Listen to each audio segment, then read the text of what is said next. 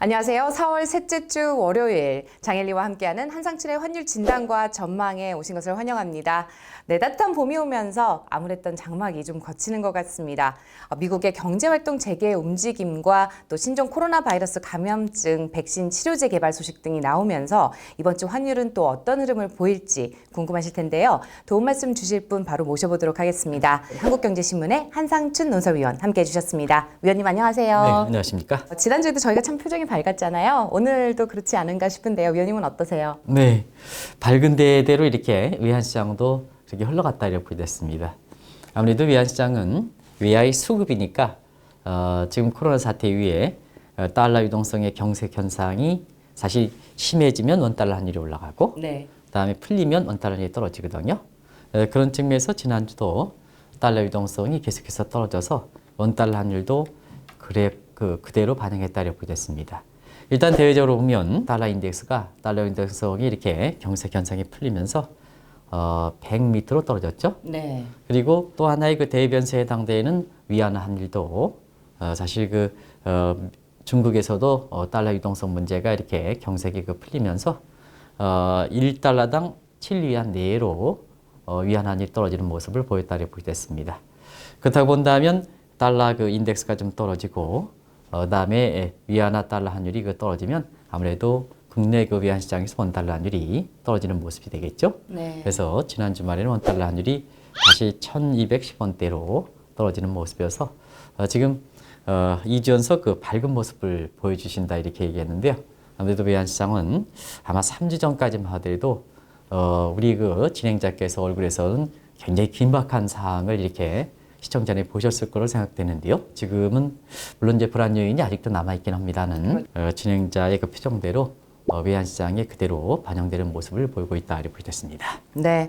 최근 외환시장에 또 가장 많은 영향을 주는 게 또 주식이 아닐까 싶은데요. 위원님이 보시기에는 어떤가요? 최근 들어서 추세 흐름이 좀 바뀌었다거나 이런 게 있을까요? 네, 아무래도 이제 시장의 중심은 네. 그것이 부동산이든 외환시장이든 채권시장이든 지금 주가가 강하게 반등하는 상태에서 증시 모습에 따라서 이렇게 다른 시장도 영향을 미치는 이런 쪽이 지금의 국제금융시장의 하나의 특징이다 이렇게 됐습니다.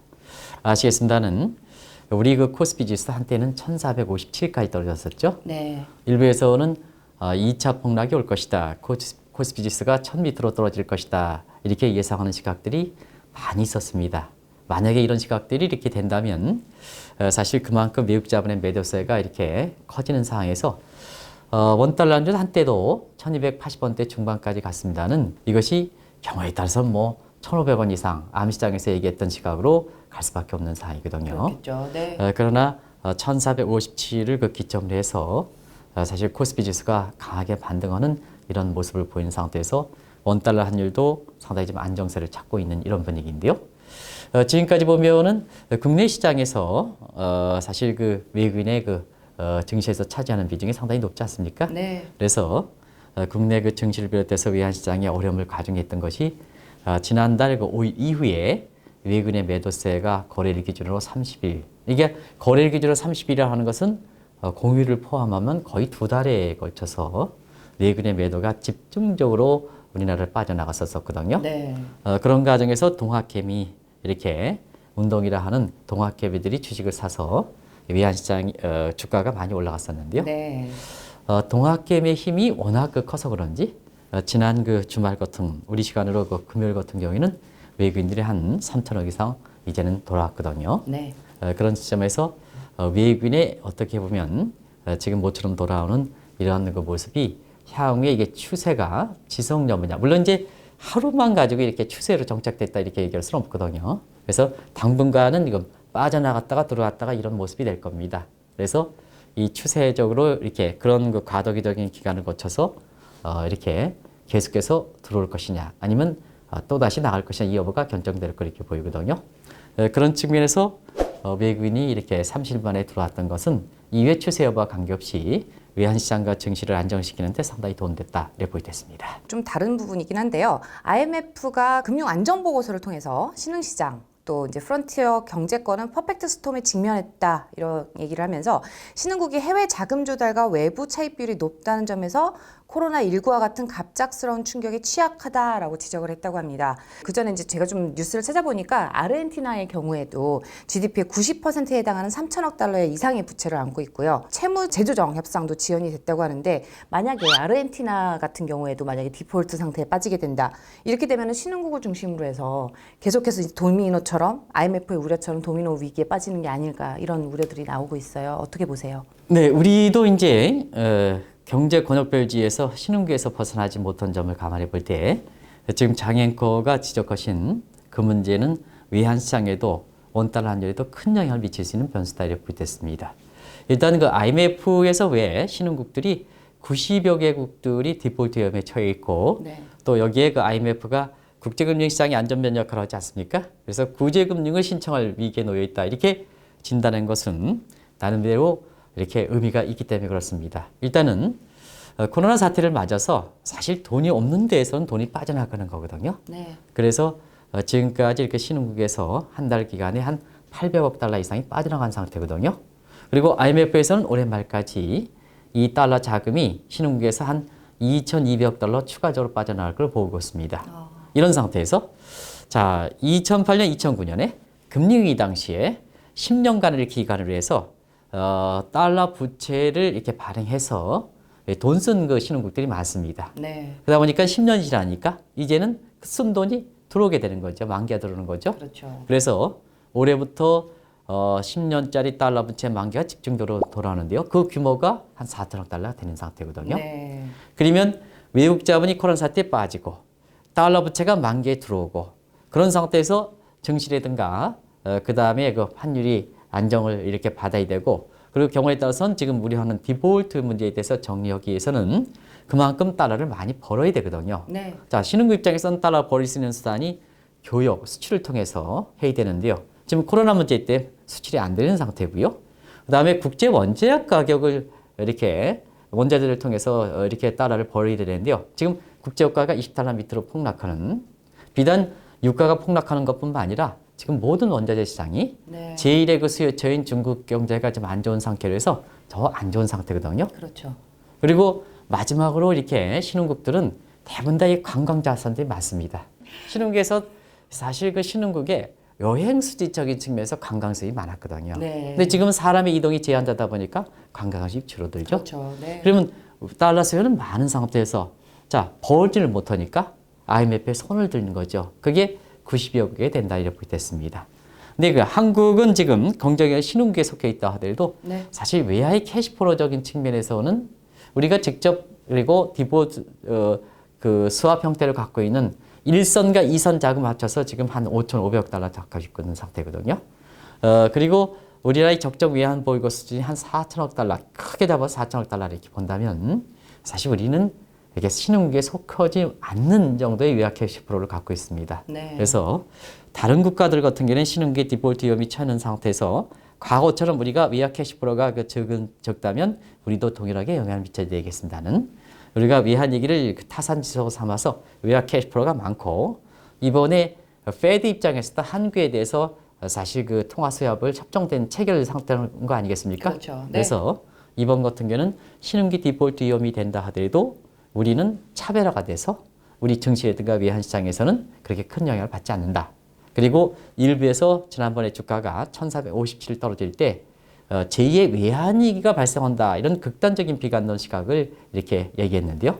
우리는 외화 캐시플로적인 측면에서 보면 제2의 외환 가능성이 적기 때문에 외국인도 이렇게 지난 주말에 들어오게 된 배경이다 이렇게 보겠습니다. 지금 IMF 금융 안정 보고서를 통해서 좀 이제 신흥국 위기에 대한 이야기까지 좀 말씀을 나눠봤는데요. 이번 주에도 이제 또 주요 경제 지표 발표들이 있습니다. 이번 주에는 또 경제 지표 발표뿐만 아니라 S&P 500 기업들의 약 한 5분의 1가량이 실적 발표가 있다고 하는데요. 어떤 지표를 좀 살펴봐야 될지 좀 짚어주시면은요. 네, 이번 주는 이제 미국이라든가 국가적인 행사 관련된 일정은 이렇게 거의 없습니다. 네. 그래서 대부분 다 경제 지표와 관련된 일정 그리고 지금 어닝 시즌을 맞고 있기 때문에 기업들의 실적 발표가 이렇게 되고 또 우리 입장에선 배당 송금이 이렇게 됩니다. 아, 그렇군요. 그래서 네. 달러 세어가 관련돼 있거든요. 그래서 그런 세 가지 불일적인 측면에서 이렇게 외환시장과 증시적인 측면에서 이렇게 시청자분이 꼭 아셔야 될 내용을 몇 가지만 좀 말씀드리겠습니다. 네. 하나는 요즘 미국의 주간 실업정국 건수가 뭐 상상을 초월하죠. 그렇죠. 과거 네. 경제 정상일 때는 뭐 20만 건, 30만 건 이렇게 됐습니다. 지금은 400만 건, 500만 건, 600만 건 이렇게 된 거죠. 네. 그래서 지난 3주간에 걸쳐서 주간 실업정국 건수가 한 2,200만 건 이정 되는데요. 이번 주도 이렇게 주간 실업정국 건수가 23일 발표되는데요. 네. 사실 얼마큼 나오느냐? 높게 나오겠죠. 근데 지난 2주 전에 600만 건 대비해서 지난주에는 500만 건대로, 그다음 이번 내는 400만 건대로 이렇게 해서 이 주간 실업 청구 건수가 자꾸 개선되는 모습, 감소적인 측면, 이런 점이 증시라든가 외환시장에 영향을 미치겠다 이렇게 보겠습니다. 포인트는 절대 규모수가 아니고 네. 그 규모가 자꾸 줄어드느냐, 늘어나느냐 이 여부를 이렇게 환율적인 측면에서 보실 필요가 있다는 걸 이렇게 말씀드리고요. 네. 그리고 지금은 대부분 다 주력 산업이 제조업입니다. 네. 일자리 창출 문제 관련해서. 그래서 제조업과 관련된 PMI 지수가 굉장히 관심이 되고 있는데요. 중국의 이렇게 PMI 지수가 예상보다 3월 달에 좋게 나왔죠. 그리고 실제로 그것을 반영해서 중국의 지난주 말 1, 4분기 성장률이 마이너스 6%대에서 시장 예상치 마이너스 10%보다 상당히 이렇게 감소폭이 적어서 국내 증시라든가 외환시장에 그렇게 불안감을 작용하지 않았거든요. 네. 그런 측면에서 보면 중국과 함께 양대 국가에 해당되는 미국의 PMI 지수, 제조업 PMI 지수가 이번 주에 24일에 발표되는 것도 주목하시지 않겠냐 이렇게 보고 있습니다. 그래서 이 주택 관련된 지표 아까 신규 주택 판매 건수라든가 이런 게 발표합니다는 네. 그런 경제 지표상으로 보면 두 가지 지표를 외환적인 측면에서 주목하실 필요가 있다 이렇게 보이겠고요. 네. 환율에는 직접적으로 영향을 미치지 않겠습니다는 증시 모습에 따라서 간접적으로 환율을 미친다는 측면에서는 이번 주에 S&P에 소속되어 있는 500개 기업 중에 100개 기업이 집중적으로 발표될 것으로 보고 있습니다. 두 가지만 말씀드리겠습니다. 하나는 안 좋게 나옵니다. 근데 주식에 영향을 미치는 변수는 그 예상치보다 네. 실적치가 좋게 나오느냐. 그러면 주가는 올라가는 게 되는 거거든요. 근데 예상치는 안 좋게 나온 건 누구나 합니다.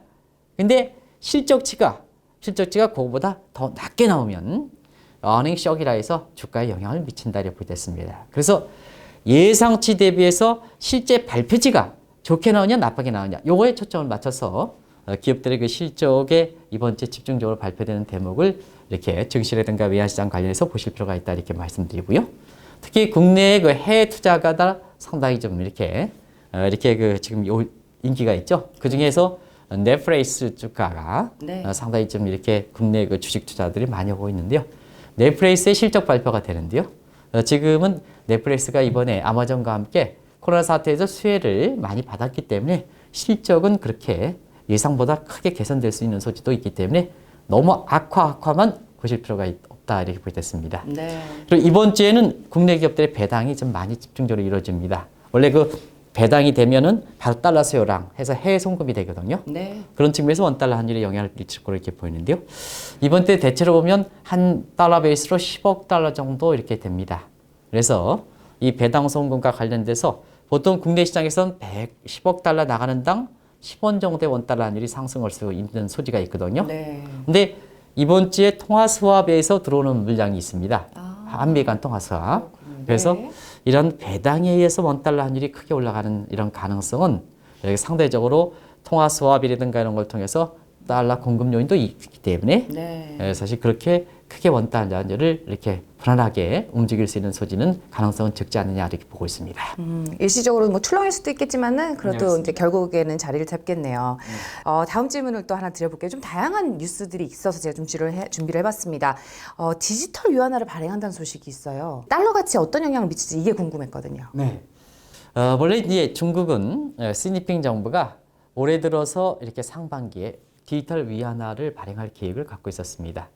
그런데 코로나 사태가 느닷없이 터짐에 따라서 네. 이 디지털 위안화 발행이 좀 다소 연기되지 않겠느냐 이렇게 보고 있는데요. 원래 이 디지털 위안화는 파악스 쓰니까 중국 중심의 중국의 경제 위상을 높이기 위해서 야심차게 구상했던 시진핑의 작품이거든요. 네. 중국 같은 경우에는 국가 주석의 작품이 이러한 자연재해이 일어나다 하더라도 이 코로나 사태 같은 뜻하지 않은 사건이 일어나더라도 연기되는 경우는 없습니다. 그래서 그런 전통대로 조만간 그 디지털 위안화를 발행할 거 이렇게 보이는데요. 네.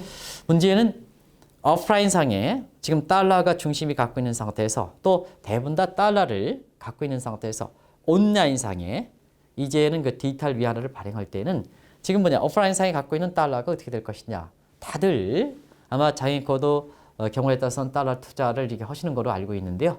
이게 다 궁금증이죠. 그런 각도에서 자, 지금의 경제 추세는 오프라인보다 이번에 코로나 사태를 계기로 해서 확실히 비대면 이런 쪽으로 좀 흘러가지 않겠느냐. 네.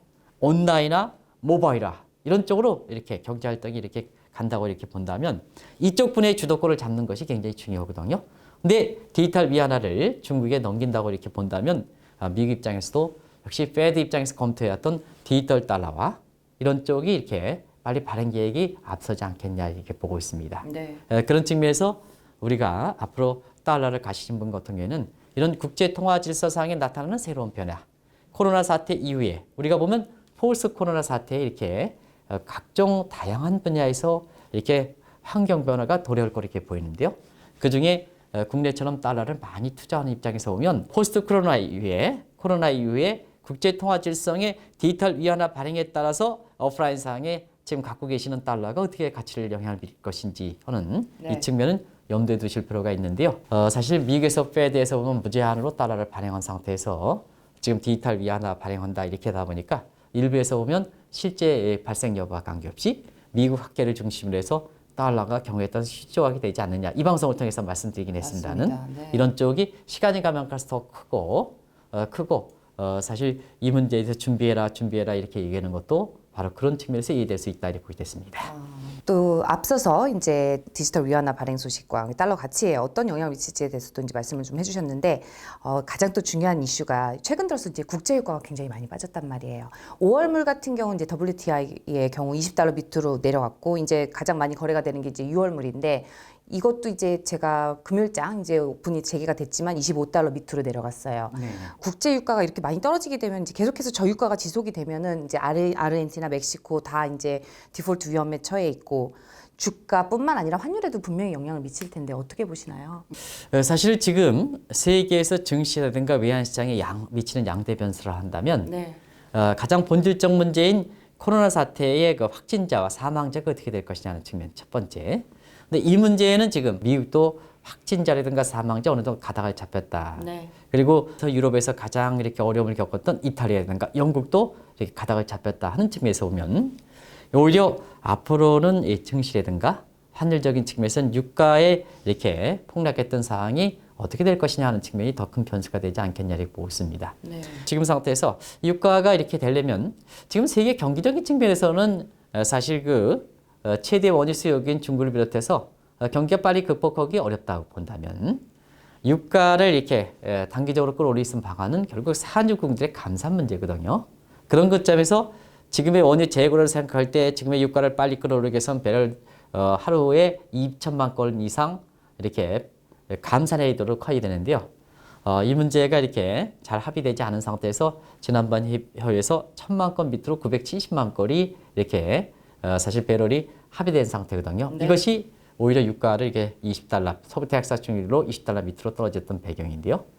지금 상태에서는 이 유가를 얼마나 끌어올리냐 하는 측면에서는 지금 오펙 국가들의 생산 카르텔이 상당히 약화된 점, 그리고 사우디와 러시아 간의 가시적인 합의, 묵시적 합의, 이게 진정으로 합의가 되는, 진정으로 합의와 가시적 합의는 어떤 차이냐 하면 장영코랑 나랑 약속을 해놓고 네. 지키면 진정한 합의고 말만 해놓고 지키지 않으면 가시적 합의다 이렇게 보겠습니다. 그렇죠. 네. 근데 지금 같은 거는 사우디랑 러시아가 신뢰관계가 그렇게 형성되지 못하고 또 이해관계가 반드시 맞는 것은 아니기 때문에 네. 그때 순간에 따라서 합의가 이루어진다 하더라도 이것이 이행하는데 상당 부분 차질이 빚고 있다고 보겠습니다. 그런 차원에서 보면 유가가 빨리 좀 이렇게 회복되기는 상당히 좀 어렵지 않겠느냐 이렇게 보고 있거든요. 네. 그래서 증시라든가 이렇게 외환시장 측면에서는 이 문제가 굉장히 주도할 거로 보이는데요. 다만 한 가지 사실 그래서 신흥국별로 원유에 대한 의존도가 높은 국가들, 이런 국가들 지금 말씀하셨던 아르헨티나라든가 베네수엘라든가 중동 산유국이라든가 이런 국가들 같은 경우에는 디폴트 위험이 앞으로 증시가 살아난다 하더라도 네. 계속해서 디폴트 우려가 제기되는 거고 같은 신흥국에 있다 하더라도 우리 것처럼 캐시플로가 좋은 기업 그리고 원유를 생산하는 국가가 아니라 네. 우리처럼 원유를 사용하는 국가는 유가가 떨어지면 상대적으로 경제에서는 계산하기가 좋은 여건이 되는 거죠. 그렇죠. 그렇기 때문에 신흥국별로는 유가에 따라서 생산국의 입장은 디폴트 위험이 더 되고 그다음에 수입국 입장에서는 오히려 좋아지는 증시라든가 외환시장이 좋아지는 차별 네. 현상이 심화되지 않겠느냐. 그래서 유가에 따라서 신흥국이 동일한 영향을 미치는 그런 것은 아니지 않느냐 해서 국내 투자자 입장에서는 신흥국의 디폴트 위험이 되니까 한개 원달러 원율이 과거 1997년 올라가 달러 사라 이런 식으로 했으면 오히려 달러 투자가 실패를 볼 가능성이 있다 하는 걸 말씀드리겠습니다. 네, 다각적인 측면에서 저희가 많은 정보를 드리도록 하겠습니다. 오늘도 함께 해주셔서 감사드리고요. 저희는 다음 주에 다시 인사드리도록 하겠습니다. 오늘도 시청해주셔서 고맙습니다.